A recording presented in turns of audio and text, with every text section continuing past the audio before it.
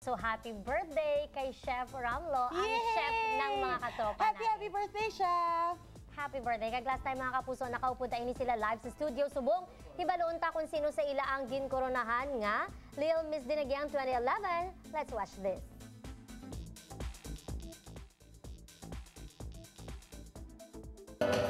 Refined, polish, ladylike.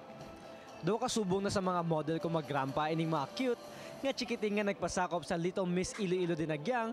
Sa imbukada pa lang, suksok ang ila Dinagyang inspired costume. Kalabanan sa ila boyish, daw lakinon.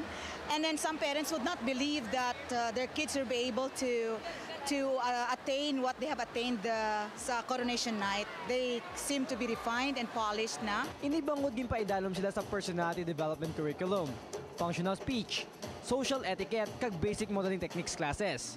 Gani nanging confident sa pagdala sa ila gowns made of newspaper.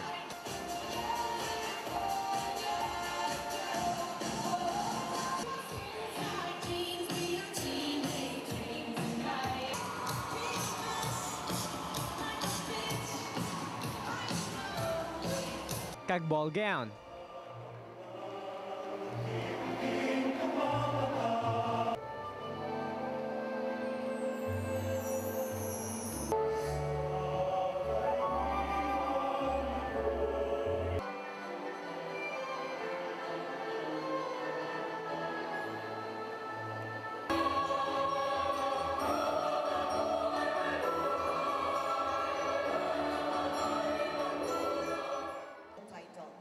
But this would be very, very casual.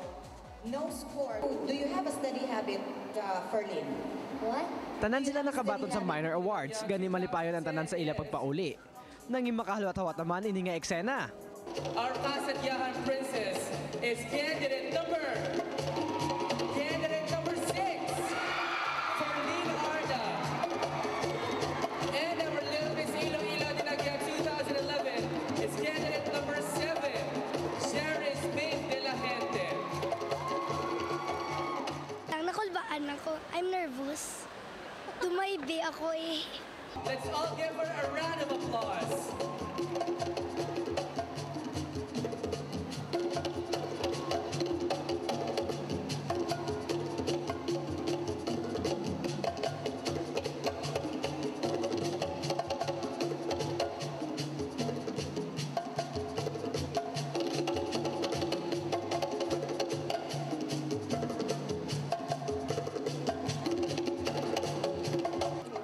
Ikaduwa pa lang katuig nga Little Miss Iloilo Dinagyang ang naghatag sang dugang nga duag sa Dinagyang. Then I would like to say thank you to GMA for consistently supporting all my committee chairmanship for 7 years. Ang GMA ara permis sa likod ko. While it is true ang iban nga mga media entities are also supporting, pero dako gid pasalamat namon sa GMA kay they are our partners for this activity. Ay, congratulations! And you are most welcome, Miss Weng. Yes.